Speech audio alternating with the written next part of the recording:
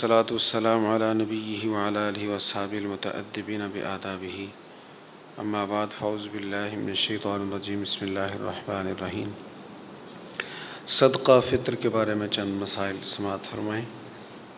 ترمذی شریف میں حدیث ہے، نبی پاک علیہ الصلوۃ والسلام نے ایک شخص کو بھیجا، جاؤ گلی کوچوں میں اعلان کر دو کہ صدقہ فطر واجب ہے۔ تو صدقہ فطر جو ہے ہر صاحب نصاب پر واجب ہے۔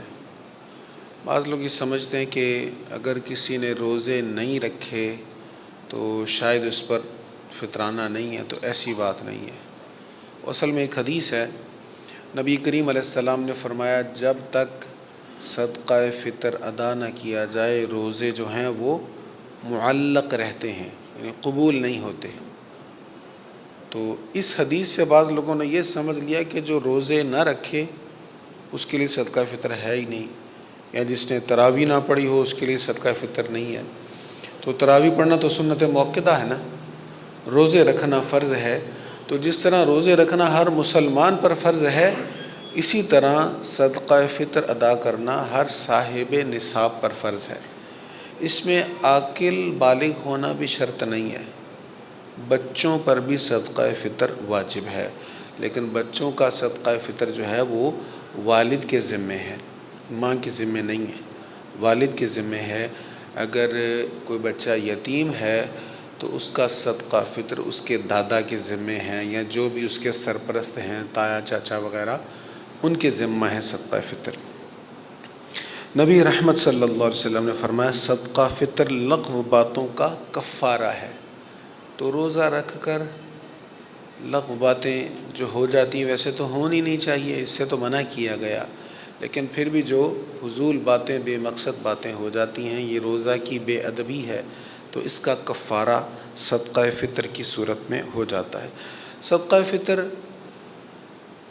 عید الفطر کی ادائیگی سے پہلے دے دینا چاہیے، لیکن اگر کوئی پہلے نہیں دے سکا تو بعد میں بھی دے سکتا ہے، اس کے ذمہ واجب رہے گا بعد میں بھی دے دے۔ اور اگر کوئی رمضان کریم میں ہی دے دے تو تب بھی ٹھیک ہے، اس میں کوئی حرج نہیں ہے، بلکہ بعض فقہاء نے تو کہا ہے کہ اگر کوئی رمضان شریف سے پہلے بھی صدقہ فطر دے دے تو وہ بھی ادا ہو جائے گا۔ اب صدقہ فطر ہے کتنا؟ تو نبی پاک علیہ الصلوۃ والسلام نے احادیث میں پیسے نہیں بیان فرمائے کہ کتنے روپے ہوں، کتنے درہم ہوں، کتنے دینار ہوں، آپ نے چند اجناس کا ذکر فرمایا۔ آپ نے فرمایا کشمش ایک صاع، یہ صاع ایک خاص پیمانہ ہے، کشمش، کھجور اور جو ایک صاع، یہ صدقہ فطر دو۔ اب اگر کوئی انہی چیزوں کو دے دے کسی فقیر کو تب بھی صدقہ فطر ادا ہو جائے گا، اگر کوئی ان کی قیمت دے دے تب بھی ادا ہو جائے گا۔ اور گندم میں نصف صاع ہے، کشمش، کھجور اور جو یہ پورا صاع ہے۔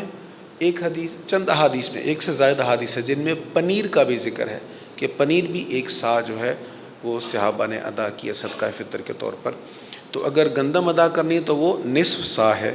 تو نصف صاع کی قیمت جو، یہ ہر سال قیمتیں فرق آتا رہتا ہے، تو اس بار جو مفتی منیب الرحمن صاحب کی طرف سے جو فتویٰ آیا ہے اس کے مطابق اگر آپ گندم کے مطابق ادا کر رہے ہیں تو 100 روپیہ صدقہ فطر بنے گا، اور اگر جو کے مطابق ادا کر رہے ہیں تو 240، اور اگر کشمش اور کھجور کے مطابق ادا کرنا چاہتے ہیں تو 1600 روپیہ بنتا ہے فی کس۔